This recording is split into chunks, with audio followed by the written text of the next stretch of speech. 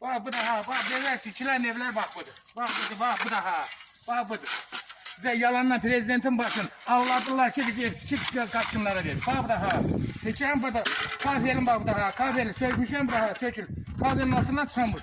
Gel buraya. Gel buraya. Bak bu da ha. Bak budur. Bak bu da ha. Devlet kişiler bize verilen var burada. Bak budur yerler. Az böyle sınavsın. Yer onu. Yer bu başa. Gel. Gel buraya.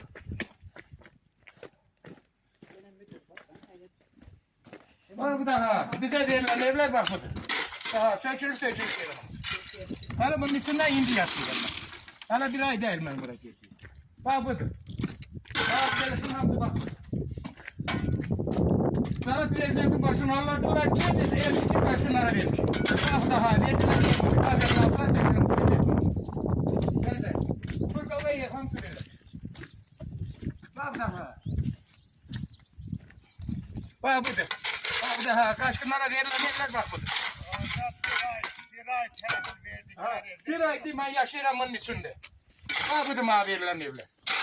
Bak da ha. Bak görsen şeyin altından tökülür. Kahvenin altından.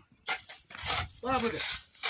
Bak verilen evler bak bu da. İnden hala bir ay gel içinde yaşadığım tökülür şeyler. Gelin. Karşıdan hayır bana komiser gönderin gelsin nezaretçilerin baksın.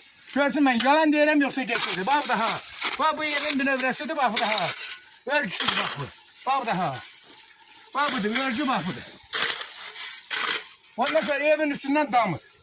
Kahveci şeyin içine. Balkondan dolur diye içeri evi. Zala böyle yatağı otanı dolur. Bak bu da. Kime de diyesen diyerek sabreyle düzeledi. Sabreyle hava kim sabır oldu. Yalan yanlışlar hamsi bu da hamının içinde. Bak bu da. Bu da bunların gördükleri iş bak.